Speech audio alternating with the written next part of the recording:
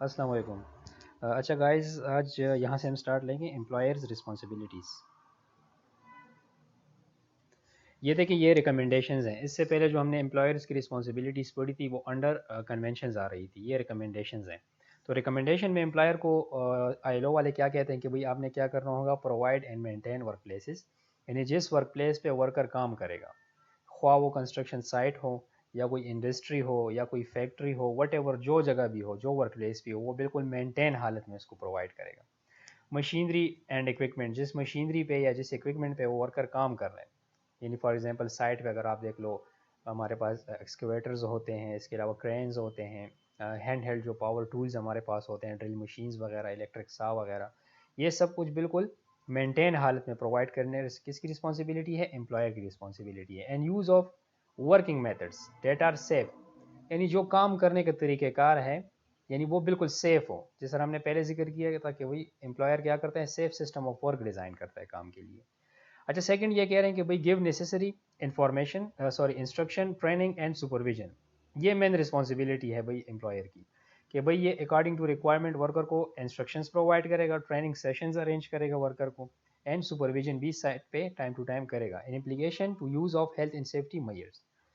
پھر ہے introduce organisational arrangements, یعنی آرگنائزیشنل ارینجمنٹ کا مطلب یہ ہے کہ بھائی relevant to activities and size of undertaking, ایک ہیرارکی سی ہوتی ہے آرگنائزیشن میں، ہر ایک بندے کی اپنی اپنی رولز اینڈ رسپانسبلٹی آرگنائزیشن میں ہوتی ہے۔ تو یہ چیز بھی امپلائر کی رسپانسبلٹی میں آتی ہے کہ بھئی یہ آرگنائزیشنل ارینجمنٹ کرے، یعنی اکارڈنگ ٹو ہز کمپیٹنس اور ہر کمپیٹنس یہ کام ٹاسک دے گا ورکر کو۔ پھر ہے provide P P E and clothing without charge to worker.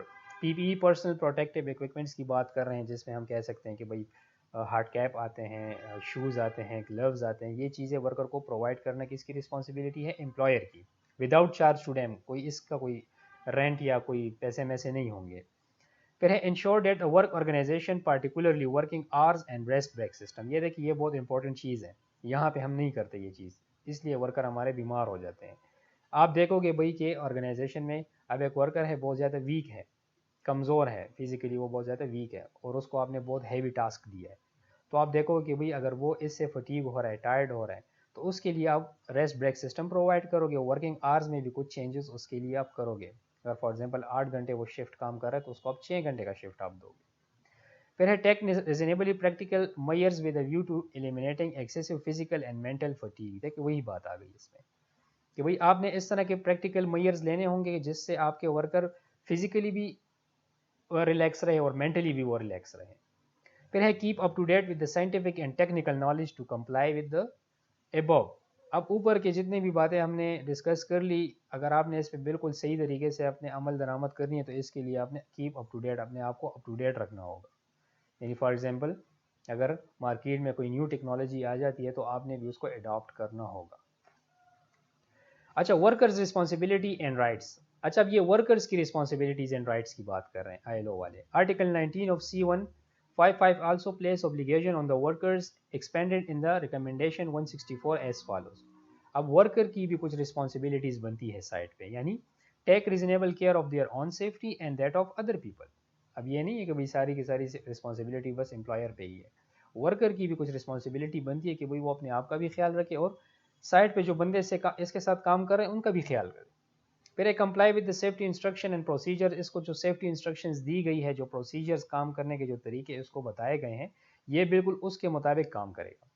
Use all safety equipment properly, جو سیفٹی اکوپمنٹ اس کو امپلائر کی طرف سے پرووائڈیڈ ہے اس کو بالکل صحیح طریقے سے یوز کرے گا۔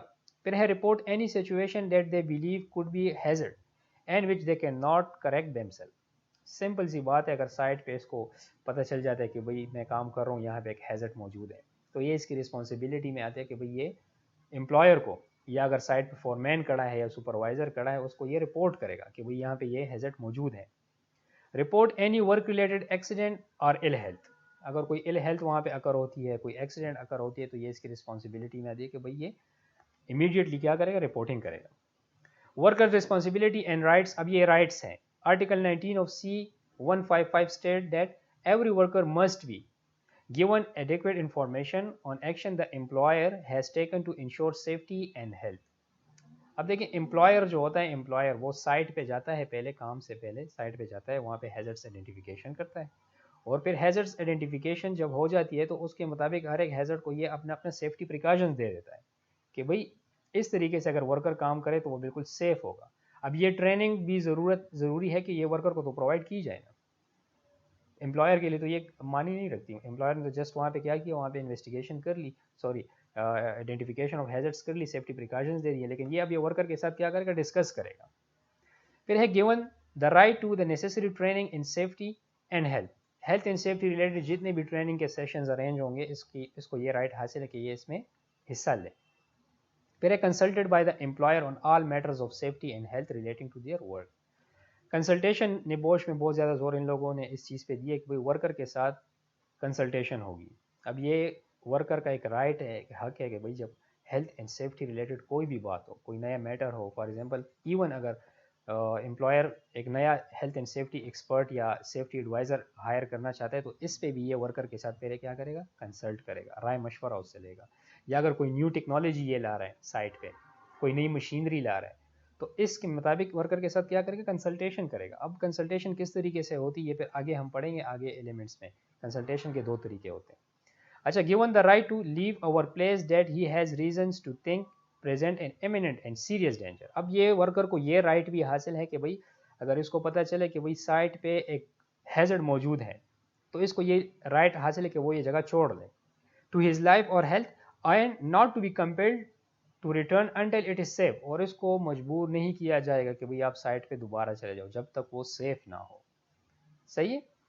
تو انشاءاللہ اس طرح چھوٹی چھوٹی سی ویڈیوز میں بناتا ہوں کہ آپ لوگ کا جو ٹائم ہو وہ بھی سیف رہے اس پہ، اور یہ ہے کہ اس طرح پھر آپ لوگ کو سمجھ بھی آئے گی. Thank you.